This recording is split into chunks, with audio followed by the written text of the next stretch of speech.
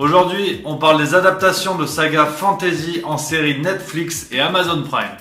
C'est la grande tendance dans le monde des séries en ce moment, avec le succès planétaire de Game of Thrones sur HBO, l'adaptation de sagas littéraires fantasy en format série.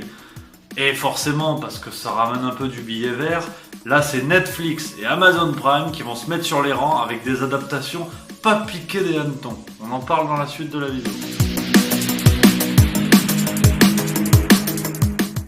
C'est une adaptation qui fait beaucoup de bruit du côté de chez Netflix depuis quelques temps maintenant, celle de la trilogie de Philip Pullman à la croisée des mondes. Donc Netflix est positionné en partenariat avec la BBC, nos amis britanniques de la BBC, qui ont d'ores et déjà annoncé 2 saisons au lieu d'une. 2 saisons parce que normalement la série devrait fonctionner, surtout en comptant sur la mécanique Netflix. Mais toujours est-il que Philip Pullman a été annoncé comme producteur de la série.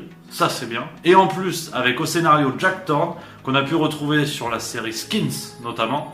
Et en tout cas, donc c'est avec passion qu'on va retrouver les aventures de Lyra, la jeune fille de 12 ans, jeune fille de cette trilogie, qui recherche son ami à travers un monde incroyablement riche. Une première série qui fait parler, une première adaptation de saga fantasy. Il y en a d'autres, c'est l'objet de la vidéo, sinon on fait pas ça.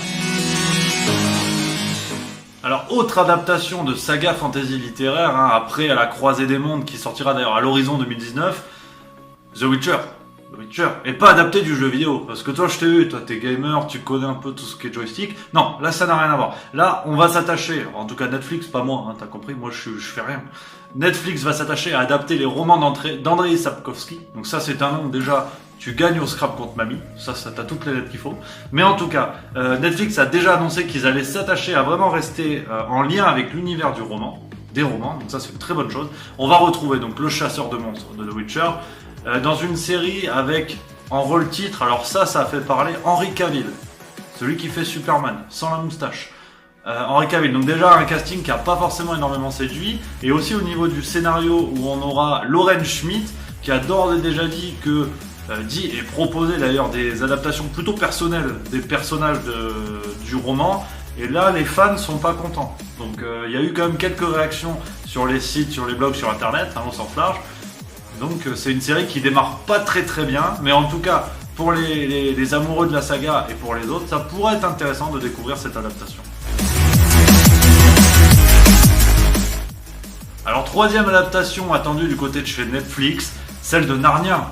Inévitablement, on a tous vu les films, qui n'étaient pas tous très bons, mais toujours est-il que l'univers de C.S. Lewis va être adapté une nouvelle fois. Il n'y a pas beaucoup d'infos, en tout cas Netflix n'a pas donné beaucoup d'infos là-dessus. Toujours est-il qu'on sait qu'apparemment la série sortirait aux alentours de 2020 et que Netflix a annoncé une série et des films. Donc apparemment ils vont reprendre toute l'histoire. Donc les films qui ont déjà été faits, on met ça au grenier, on verra plus tard. Ils vont tout reprendre à zéro et ils vont faire des ponts entre la série et les films. C'est pas très clair. Mais en tout cas c'est bien parce qu'on adore Narnia. Personnellement, grosse sympathie pour Narnia. On verra ce que ça donne, mais affaire à suivre pour cette série. Alors, dans les tuyaux de nos amis de chez Amazon Prime, parce que eux ils veulent remonter sur Netflix. Ils ont un temps de retard, mais la concurrence est rude. Amazon Prime prévoit du très lourd, avec notamment l'adaptation de l'incroyable saga de Stephen King, La Tour Sombre. Il y a eu un film récemment, bon, je vois que tu l'as vu, c'était assez mauvais, mais c'est pas grave, il faut tester. Donc Amazon Prime s'est d'ores et déjà positionné pour narrer une fois encore les aventures de Roland le Pistolero.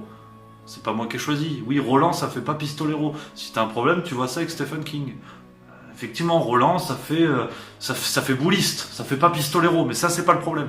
Et en tout cas, l'adaptation est prévue donc fin 2019, début 2020.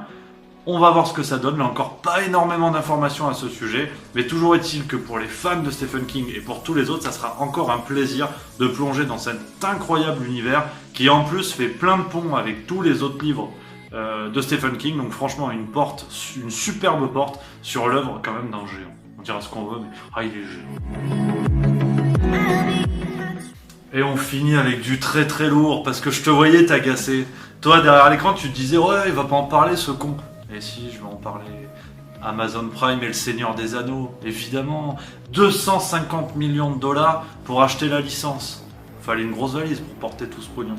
250 millions et 1 milliard de dollars prévus pour l'adaptation et la réalisation de la série.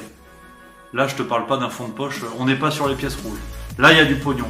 Et donc, Amazon Prime s'est positionné, on a plein d'infos là-dessus. On sait que ce sera un préquel, je sais pas comment on dit, hein, je dis ce que je veux, à la saga de Peter Jackson. Donc, ça sera bien avant tout ça. On sait que chaque saison sera apparemment dédiée à un personnage en particulier. La première devrait être dédiée à la jeunesse d'Aragorn. Là, il y a des choses vraiment sympas à apprendre. Franchement, ça fait plaisir, ça va être formidable. Un casting encore, alors pas forcément très connu, mais plein d'acteurs de la saga Peter Jackson ont déjà adoubé la série, ont déjà donné leur accord. Donc, est-ce qu'on va retrouver des acteurs de la saga dans la série Amazon? Donc, à voir. Il y a plein de questions autour de la série, mais franchement, quel pied pour citer Thierry Roland. Après avoir vu ça, peut-être qu'on pourra mourir tranquille. Donc voilà, ça fait plaisir, plein de romans, plein de livres qui vont être adaptés en série sur Netflix, sur Amazon Prime. J'imagine que j'en ai oublié. N'hésitez pas en commentaire à dire un peu vos attentes sur ces séries-là. Quelles sont celles que vous allez surveiller de près? Quelles sont celles qui pour l'instant, vous font pas forcément rêver? Mais en tout cas, une belle année 2019 et 2020 qui s'annonce du côté des séries. Et pour nous, on se retrouve bientôt pour d'autres vidéos. Pour l'instant, vous pouvez déjà découvrir Réel, Guillaume Cyr. Ça, c'est très bien sur la télé-réalité. Et sinon, n'hésitez pas à vous abonner par là. On se retrouve bientôt. Ciao!